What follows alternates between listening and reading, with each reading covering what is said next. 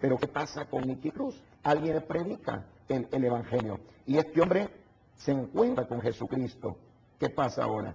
Ya él es un hombre mayor, por supuesto, a esta época ya él es un hombre de bastante edad, pero sigue llenando estadios. Donde está Nicky Cruz, ahí llega la gente, llegan los jóvenes. Lo tuvimos hace como unos 3 años y este año pasado estuvo otra vez aquí en nuestro país. Es un hombre cambiado. ¿Pero por qué cambió? Por experiencia espiritual. ¿Usted cree que el recurso fuerza, el recurso responder, patrullar, mejorar las armas que tiene la policía, eso no va a ayudar? Mire, cómo no, tiene su importancia. No quisiera pecar como de ignorante en este momento, porque la Sagrada Escritura precisamente dice que las autoridades tienen espada, y eso está en el Nuevo Testamento. Y dice, pero el hombre bueno, ¿por qué va a temer? Dice, al que tiene la espada, es decir, al que tiene la autoridad, al que tiene ¿verdad?, el control de las leyes y todo esto. El hombre bueno no tiene por qué temer, que tema el malo, dice la Sagrada Escritura, ¿no? No, yo estoy de acuerdo, la policía tiene que hacer su papel, el Estado tiene una responsabilidad, y la responsabilidad del Estado es preservar la vida de todos los salvadoreños, de todos los que vivimos en este país. Y si para eso, pues hay que tener una policía nacional, si para eso hay que tener un ejército, si para eso ellos tienen que tener las armas necesarias para poder incluso proteger su propia vida, ya que, ¿verdad?, el otro bando, pues no, muchas veces no anda pensando dos veces para cortarle la vida a cualquiera. Mire, hace 4 o 5 días, iba para San Miguel con este proyecto de 3 días tomando mi nación, y cuando estábamos a la altura del desvío de San Vicente, el tráfico se detuvo, ¿verdad? Estaba muy lento. Y cuando vemos que es un niño de 12 años, que acababan de acribillar a balazos, y precisamente en ese momento un policía le estaba poniendo la tradicional sábana blanca que ponen sobre los cadáveres, y yo pude ver eso, pude ver cómo le estaban poniendo la sábana, y la sábana empieza a empaparse de la sangre de ese niño. Después supe que era un niño de 12 años, y uno dice, Dios mío, qué tremendo, ¿no? Entonces, Dios jamás ha estado del lado de la muerte. ¿Contra qué estamos peleando, pastor? Le pregunto esto porque se lo pregunto a los políticos, a los jefes policiales, a quienes han estado sentados en ese mismo sillón y dicen, bueno, aquí es narcotráfico, son las maras, pero usted tiene una idea más profunda. No, yo apoyo eso. Es decir, dije antes que el problema de la violencia es multicausal. Todos sabemos esto, ¿no? Viene desde problemas también de pobreza, viene de pobreza que hizo que muchas personas tomaran malas decisiones, porque hay muchos pobres que tomaron buenas decisiones y en lugar de incriminarse o meterse al campo del crimen, lo que han hecho es superarse, estudiar, esforzarse más, pero hay quienes tomaron malas decisiones. Han habido el narcotráfico, por ejemplo, dinero fácil y todo esto es como una tentación que está llevando a muchas personas, falta de sabiduría, a involucrarse en este ambiente y está trayendo.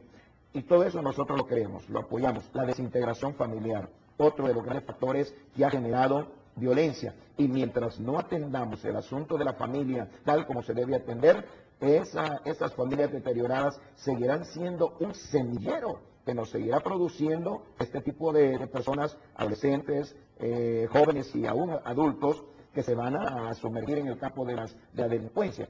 Pero también hay un factor espiritual. Ese es el tema nuestro. Hay un factor espiritual. Un factor espiritual que si no es la iglesia, nadie más lo va a tener. Por ejemplo, nuestras autoridades, ellos quieren sacar este problema.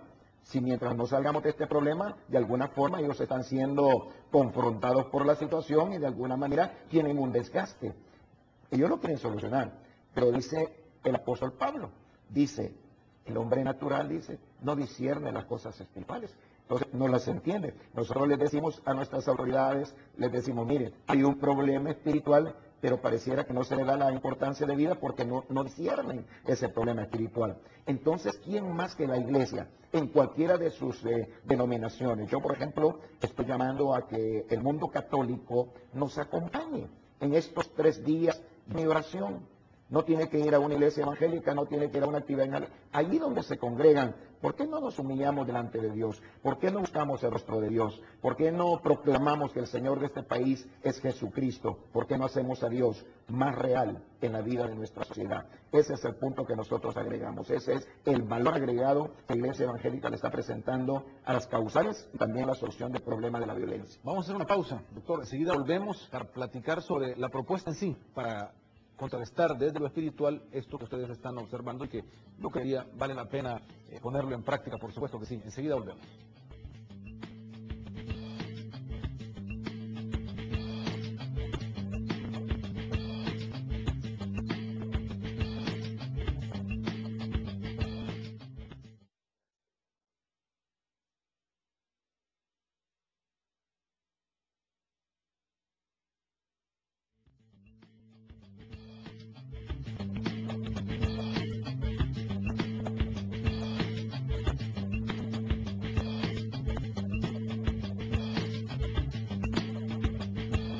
Esta mañana compartimos con el pastor Mauricio Navas, pastor de la Iglesia Evangélica El Camino. Compartimos las ideas y propuestas que esta iglesia hizo públicas y con las cuales busca contrarrestar los índices de violencia en el país. Pastor, ¿qué es lo que la iglesia cree que se debe hacer para contrarrestar la violencia? Bueno, hemos tenido todas por sobre el problema. Nosotros somos conscientes de que esto no es el problema que va a solucionar un hombre. Nosotros creemos que todos tenemos que involucrarnos. En repetidas oportunidades, los que tenemos que responder para solucionar este problema somos 6 millones de salvadoreños. En primer lugar, tenemos que hacer una reevaluación personal en el sentido, ¿cuál es el papel que yo he estado desempeñando dentro de la sociedad? ¿En qué hemos afectado a nuestra sociedad? Recordemos por un momento que hay frases muy que aclaran mucho este tema que estoy tocando. Por ejemplo, hay quienes dicen, mire, el problema no es la oscuridad, el problema es que hay muy poca luz. ¿Muy poca luz de parte de quién? Muy poca luz de quizás nosotros mismos como padres, quizás no brillamos delante de nuestros hijos, en el buen sentido de la palabra, no en dar su buen ejemplo, ser responsable ante cosas que nos pasan verdaderamente. Una sonrisa, por ejemplo, el para que regañe un niño, le dice, venga, caballo, y le dice, una cerveza, ¿verdad? Entonces, así vivimos. Así vivimos. Y todo esto para que, por supuesto, una cultura que nos amasa, cultura de tranquilidad, paz, armonía, casi está siendo derrotada por una cultura de violencia. Por lo tanto, nosotros creemos que todo el país ha de pedir que está aquí haciendo, y el empresario de la empresa, el barrio, el trabajador, los campos parte de líderes y empezar a percibir por parte de sus situaciones. Por supuesto que no tiene que entender esto, tiene que abrirnos puertas para poder nosotros pensar donde nosotros podemos ir. Pero uno se pregunta si realmente mojarla va a hacerla o si esa es parte de la solución. Está propuesta en la asamblea, ir a en la escuela, por ejemplo. O cómo trasladar esos valores cristianos o los valores positivos para no ponerle denominación religiosa. ¿Cómo hacemos para integrar versus esas medidas que solo van en la línea de más represión, más eficiencia para juzgar, más eficiencia para investigar? Mire, yo creo que todo se trata de tener buena voluntad y tener también sabiduría para entender que hay cosas que tal vez no fueron aceptadas en los años pasados o que de alguna manera tienen como obstáculo para ser implementadas, pero sí se pueden implementar en beneficio de nuestra sociedad. El caso de la letra de la Biblia.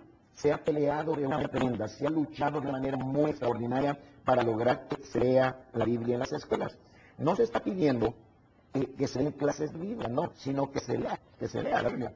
¿Por qué? Porque nosotros insistimos en que eso puede producir efecto muy favorable para nuestro país, porque la palabra de Dios es viva y eficaz. Es más corta que el pedofeo. Entonces no necesita incluso ser mayormente eficaz. Ella misma tiene poder, ella misma tiene vida. ¿Por qué tiene vida? Porque la palabra es el verbo. ¿Y quién es el verbo? El verbo es el Hijo de Dios. Jesús es el verbo de carne. Entonces esa palabra produce transformación en la vida de los niños. Los niños de este país, por ejemplo, están expuestos a la violencia. Una violencia que se ve por todas partes, todo por medios de comunicación masiva. Se violencia de manera extraordinaria. Violencia, sexo, sí. Contra eso nadie dice nada. Contra eso nadie dice nada. Pero un niño de 5 años, Rafael, aquí en el país, de 5 años, ha visto por lo menos 1000 muertes violentas. Y los ve en los juegos que está aplicando, ¿no? Esa opinión está en los medios de nuestro entorno. Eso no resulta inadecuado, eso no es anticonstitucional, pero leer la Biblia sí es anticonstitucional. Contra que no se lea la Biblia, eso salen personas peleando en toda su fuerza para que eso no se esto, nadie dice nada en otro aspecto. ¿Cuándo vamos a terminar con el tema? Si no tenemos buena voluntad para resolver el asunto. ¿Cuántas reformas constitucionales no se han hecho en este país para implementar algunas cosas que son serias en este momento para contrarrestar la fuerza de la violencia? Se ha hecho algunas reformas. ¿Por qué no hacer una reforma? Si el hecho de leer la Biblia es anticonstitucional, ¿por qué no hacer una reforma que venga en beneficio de nuestro niño? ¿Qué malo puede tener, por ejemplo, que un niño tras colegios privados